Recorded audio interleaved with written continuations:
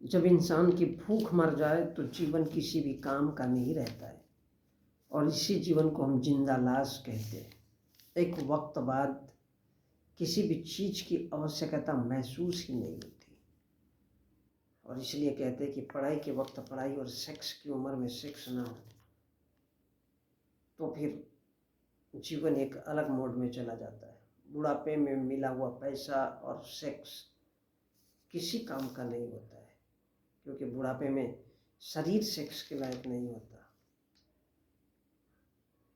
और यदि आप बूढ़े हो जाओ, इंसान चाहे तो सारी जिंदगी भर, जैसे कोई विद्यार्थी तो वो आजीवन विद्यार्थी बना रह सकता है, लेकिन वास्तविकता अगर देखी जाए तो उसका महत्व कुछ कम सा हो जाता है। और इसलिए हर इंसान बुढ़ापे में पापों का प्रायश्चित करता है। बुढ़ापे में तब आता है उसको कि यार जिंदगी क्या है, क्योंकि वो जवानी में मेहनत करते करते, पढ़ाई लिखाई करते करते और कमाई नहीं कर पाता है, तो फिर बुढ़ापा देख करके रोता है, कहता है कि यार जिंदगी तो व्यर्थ गई। जब उसको कब याद आता है? जब शरीर थक जाता है, जब शरीर कमजोर हो जाता है।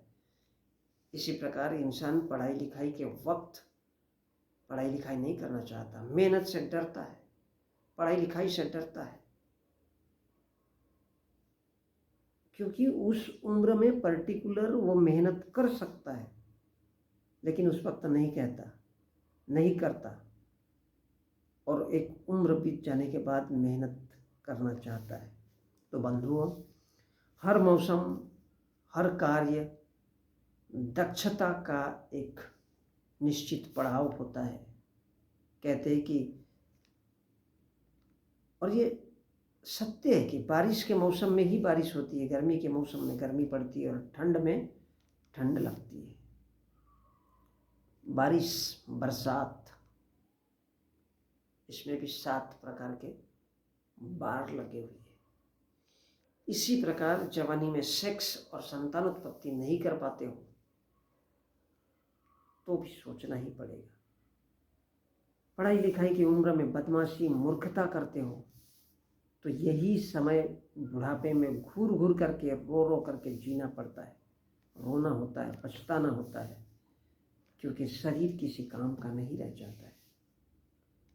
और यही तो लोग कहते हैं कि हमारे कर्मों का पाप है, कोई कर्मों का फल कहता है, जो भोग कर, चुका कर रोते हुए इंसान कई बीमारी से गिर जाता है और गरीबी में तड़प तड़प कर मरता है।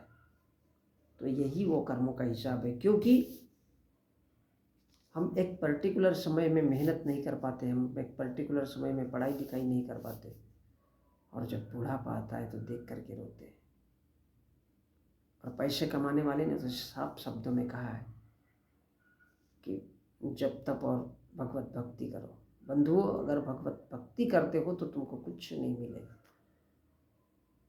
भगवत भक्ति करने से कोई जज, कलेक्टर, प्रोफेसर, इंजीनियर नहीं बन सकता है, बल्कि भक्ति बुद्धि को भ्रष्ट कर देती है, सत्यानाश कर देती है, और इंसान जानवर के जैसे हो जाता है, जिसका जीवन में कोई महत्व नहीं होता। और ये बात जब हम बूढ़े होते तब समझ में आती है।